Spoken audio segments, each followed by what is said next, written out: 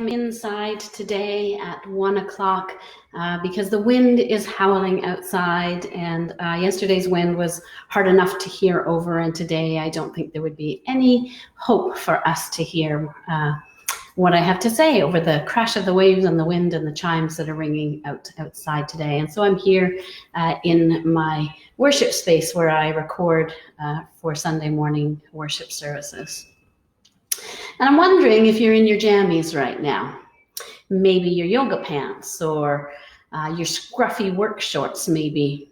You know, I've seen a lot of posts over the last few weeks of people on Zoom conferences, and they have their Zoom attire, you know, where their professional garb is up on the top and they have jammy bottoms or yoga pants on the bottom, and we all have a good laugh at it. Hey Penny, it's nice to have you with me. I even saw one post that says it's 8 o'clock at night, and so it's time to change from my day jammies into my night jammies. It's pretty easy to get comfortable these days and just kind of stay that way. I've always been the kind of person who first thing I do when I get home is jump into my pajamas. They're warm and they're comfortable, and I'm not the cleanest cook. If you ever see my kitchen after I've been baking, you'll know what I mean.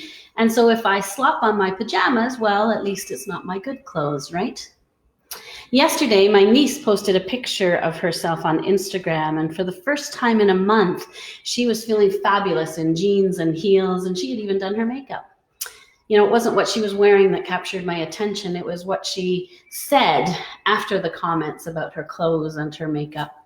She said, "I never imagined that getting dressed would improve my mood so much, but here we are." And she's right, because studies prove that's true.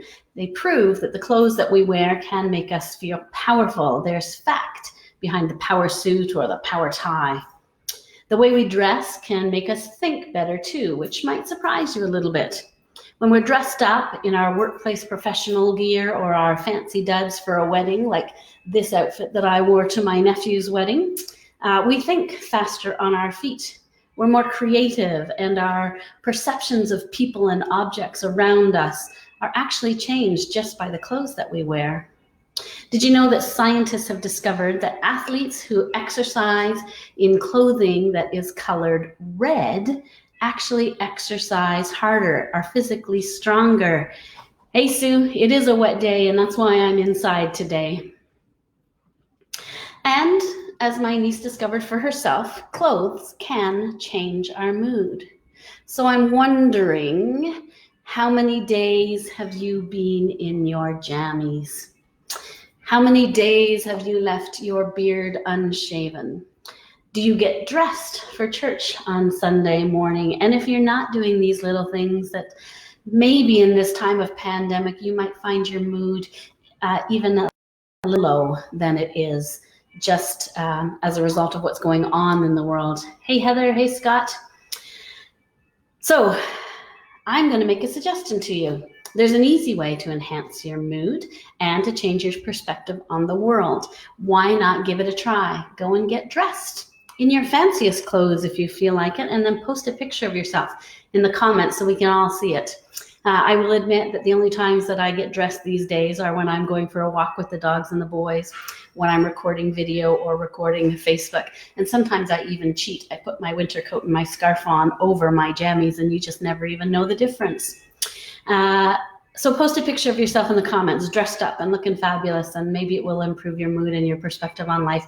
Maybe it will make you more creative. It'll help you to think faster on your feet, because dressing well in terms of getting into those power outfits that we know and we love they actually do help our brain. They help us to be smarter. And then on Sunday, if you're going to join us for online worship, I'd love for you to dress up for worship on Sunday too, and send us pictures of what you look like as you're getting ready to sit down and stream that worship service, or read it from the printed package that comes to you each week, and send us a picture for that too, so that we can share it with everybody.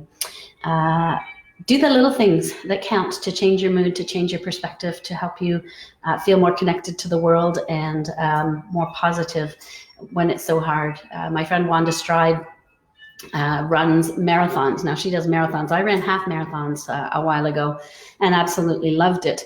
But it's at the point when you're 2/3 through the race that you hit your wall, right? You've heard of that wall that runners hit. And I think we might be about 2/3 of the way through this pandemic now. The first part of it was kind of disbelief and waiting for it to really hit us. And then there was the immersion into isolation and the restrictions on work and things like that. And we are beginning to see the finish line now. We're beginning to see that there's hope in the distance, that there's a possibility of coming out of this.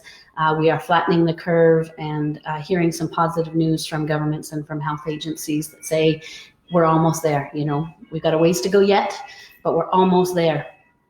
And it's then when we hit the wall. And so doing these little things, making your favorite meal, listening to your favorite music, getting up and dancing, getting outside into nature, dressing up instead of being in your pajamas. Those are all things that are going to help us break through the wall that comes at the 2/3 point in a half marathon or a marathon or in a pandemic.